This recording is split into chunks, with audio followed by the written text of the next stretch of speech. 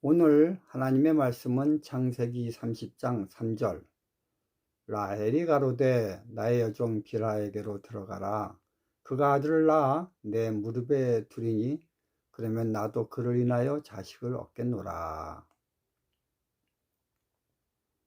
설교 제목은 라헬의 변질된 사랑입니다. 창세기 29장 20절. 야곱이 라헬을 위하여 7년 동안 라반을 봉사하였으나 그를 연애하는 까닭에 7년을 수일같이 여겼더라. 여러분, 야곱만 7년을 수일같이 여겼을까요? 아닙니다. 손뼉도 마주쳐야 소리가 나듯이 라헬도 동일한 감정이었을 것입니다. 분명 욕심쟁이 라반은 양떼를 야곱에게도 주고 또 라헬에게도 주어 각각 다른 지역에서 있게 했음이 분명합니다. 그러나 야곱과 라헬은 저녁에 양떼들에게 물을 먹일 우물가에서 만날 것을 생각하면 그날 하루가 어떻게 지내는지 모를 정도로 빠르게 지나갔을 것입니다. 이처럼 사랑은 같이 있거나 떨어져 있거나 그 총량의 에너지는 다르지 않습니다. 아니, 오히려 떨어져 있을 때 더욱더 큰 에너지가 발산됩니다. 이렇게 생활하다가 안식일 날 6일 동안의 모든 일을 마치고 안식일을 맞이할 때 그 기다림이란 말할 수 없이 행복한 날이 되는 겁니다.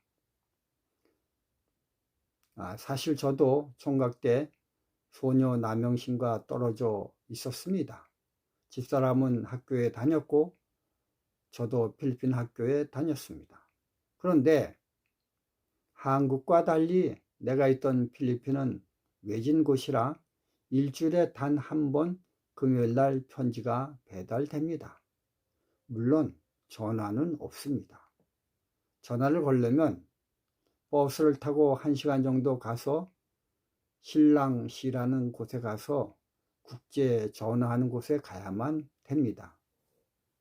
그런데 난 금요일날 우체통에서 남영신이란 사랑하는 소녀에게서 오는 편지 때문에 한 주일이 너무나 빠르게 지나가 버립니다. 그래서 그 아름다운 추억을 잊지 않기 위해 지금도 그 편지들을 묶어 두었고 그리고 종종 보곤 합니다. 저는 나의 경험을 통해 야곱이 라헬을 사랑함으로 7년을 수일처럼 여겼다라는 것을 너끈히 이해하고도 남습니다. 주변의 동료들도 저의 상황을 알고 함께 편지 오는 금요일을 기다립니다. 왜냐하면 가끔 편지뿐 아니라 소포도 오기 때문에 함께 즐길 수 있는 것이 오기 때문입니다. 그런데 어쩌다 보면 금요일날 편지가 안 오는 때가 있습니다. 그럴라 치면 내가 풀이 죽는데요. 동료들은 이때다 싶어 놀려대기 시작합니다. 이처럼 동료들이 함께 감정을 공유했을 수 있었던 것은 그들은 소녀 남영신과 대학 시절을 공유했던 경험들이 있었기 때문입니다. 저는요, 이것을 통해 레아의 모습이 연상이 됩니다. 라헬만 야곱을 사랑한 것이 아니라 레아도 야곱을 사랑했습니다. 이것을 우리가 어떻게 짐작할 수 있냐면요, 결혼 첫날 밤 아버지 라반의 슬책으로 신부가 라헬에서 레아로 바뀔 때 철저하게 레아가 동의를 하였기 때문에 야곱을 속일 수가 있었습니다. 만약 레아가 야곱을 사랑하지 않았더라면 또는 관심이 없었더라면 자기가 라헬이 아니고 레아임이 흔적을 내므로 금방 들통이 날 것이 뻔했기 때문입니다. 그러므로 이 과정을 통해 우린 레아도 라헬 못지않게 야곱을 끔찍히 사랑한 것을 짐작하게 됩니다. 그런데 한번 상상해 보시기 바랍니다. 7년 동안 그토록 사랑하는 야곱이란 청년이 자기에게는 한 번도 눈길을 주지 않고 오로지 라헬에게만 온 정성을 쏟아 사랑한다는 것을 볼 때마다 그녀의 가슴이 얼마나 탔겠습니까? 이런 연애 시절의 다른 환경이 결혼 후 두 자매의 사랑의 관점을 다르게 만들어 버렸습니다. 결혼 후에도 레아의 사랑의 관점은 오로지 야곱이었습니다. 그래서 처음 4명의 아들들을 낳아 이름을 지어도 모두 다 야곱의 사랑을 갈구하는 욕망의 의미로 지었습니다. 한번 보실까요? 창세기 29장 32절 35절. 레아가 잉태하여 아들을 낳고 그 이름을 루벤이라 하여 가로되 여호와께서 나의 괴로움을 권고하셨으니 이제는 내 남편이 나를 사랑하리로다 하였더라. 보십시오. 관계가 오로지 야곱입니다. 그가 다시 잉태하여 아들을 낳고 가로되 여호와께서 나의 총이 없음을 들으셨으므로 내게 이도 주셨도다 하고 그 이름을 시몬이라 하였으며 그가 또 잉태하여 아들을 낳고 가로되 내가 그에게 세 아들을 낳았으니 내 남편이 지금부터 나와 연합하리로다 하고 그 이름을 레위라 하였으며 그가 또 잉태하여 아들을 낳고 가로되 내가 이제는 여호와를 찬송하리로다 하고 이로 인하여 그가 그 이름을 유다라 하였습니다. 이에 반해 라헬은 최고의 사랑의 대상이 야곱에서 자기가 미래에 낳을 아들에게로 옮기게 되었습니다. 그래서 그는 사랑하는 야곱을 아들을 얻기 위해 시녀 빌하에게 양보까지 합니다. 창세기 30장 3절 4절. 라헬이 가로되 나의 여종 빌하에게로 들어가라. 그가 아들을 낳아 내 무릎에 두리니 그러면 나도 그를 인하여 자식을 얻겠노라 하고 그 시녀 빌하를 남편에게 첩으로 주매 야곱이 그에게로 들어갔더니 만약 오로지 남편 야곱을 얻기 위해 7년을 수일처럼 여겼을 당시에 시녀 빌하가 야곱에게 접근하였더라면 그때 라헬은 시녀 빌하를 어떻게 대했겠습니까? 아마도 상상도 못할 매섭고 강력한 벌을 빌하에게 퍼부었을 것입니다. 그런데 이제는 자기의 자유의지로 사랑하는 남편 야곱을 여종 빌하에게 주기까지 합니다. 왜냐하면 이건 사랑의 목표가 바뀌었기 때문입니다. 근데 여러분, 라헬은 기다렸어야만 했습니다.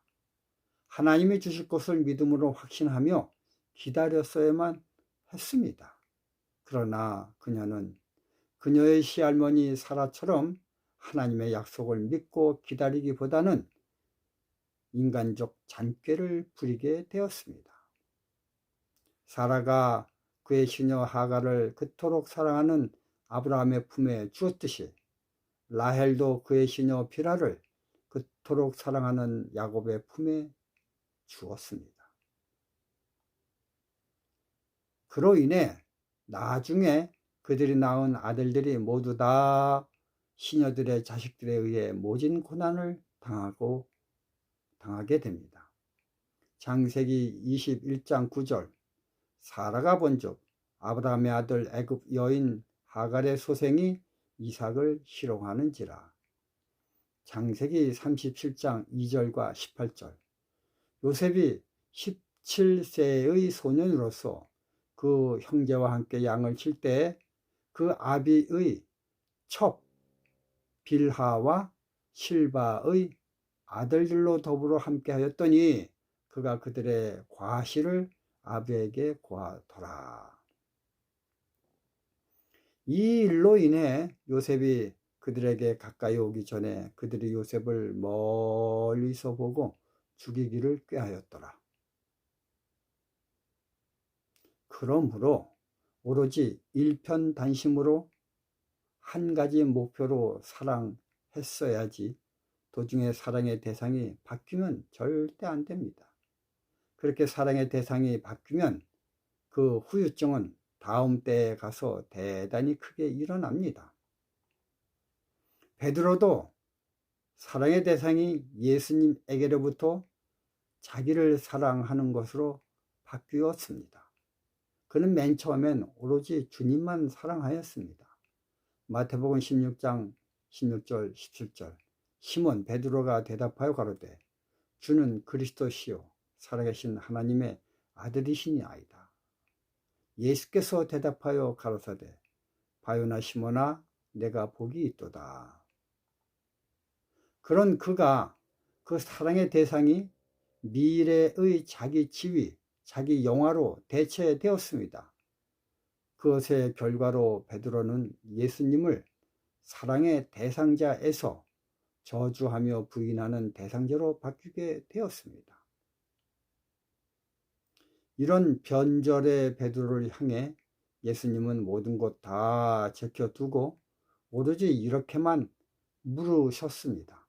요한복음 21장 17절 세 번째 가라사대 요한의 아들 시몬아 내가 나를 사랑하느냐 하시니 주께서 세 번째 내가 나를 사랑하느냐 하심으로 베드로가 근심하여 가로되 주여 모든 것을 아시오매 내가 주를 사랑하는 줄을 주께서 아시나이다. 자, 그럼 지금 나를 거울에 한번 비춰보는 시간을 갖겠습니다. 나는 예수님 그 자체를 사랑하는가요? 아니면 내 사업이 잘 되기 위해서 예수님을 믿는가요? 아니면 아들을 낳기 위한 수단으로 예수를 믿는가요? 아니면 부귀 영달을 얻기 위해 예수를 믿는가요? 예수 자체인가요? 아니면 다른 것을 얻기 위한 수단으로 예수를 믿는가요? 변질된 라헬의 사랑이 요셉에게 어려움을 주었듯이 변질된 베드로의 사랑이 예수님을 저주하며 부정하게 하였듯이 올곧은 예수님에 대한 사랑이 변질되면 우리도 똑같아집니다. 마태복음 25장 1절 2절 그때 천국은 마치 등을 들고 신랑을 맞으러 나간 10 처녀와 같다 하리니 그 중에 5은 미련하고 5은 슬기 있는지라. 여기서 5명의 슬기로운 처녀는 올곧게 오로지 순수하게 예수님만 사랑함으로 천국 혼인잔치에 들어간 반면 5명의 미련한 처녀들은 예수님에 대한 약간 목표가 빗나간 변질된 사랑을 함으로 혼인잔치에 참여하지 못하게 되었습니다. 우리는 오늘 라헬의 이러한 경험을 뒤돌아보면서 나는 무엇 때문에 예수를 믿는지 한번 피드백을 해 봐야 되겠습니다. 오로지 그분만 사랑하는 조건 없는 사랑을 하는지 아니면 무엇을 해 주시면 이라는 조건 때문에 예수님을 사랑하는지 나를 잘 살펴봐야 되겠습니다. 이러한 하루가 되시길 바라면서 말씀을 마치겠습니다. 감사합니다.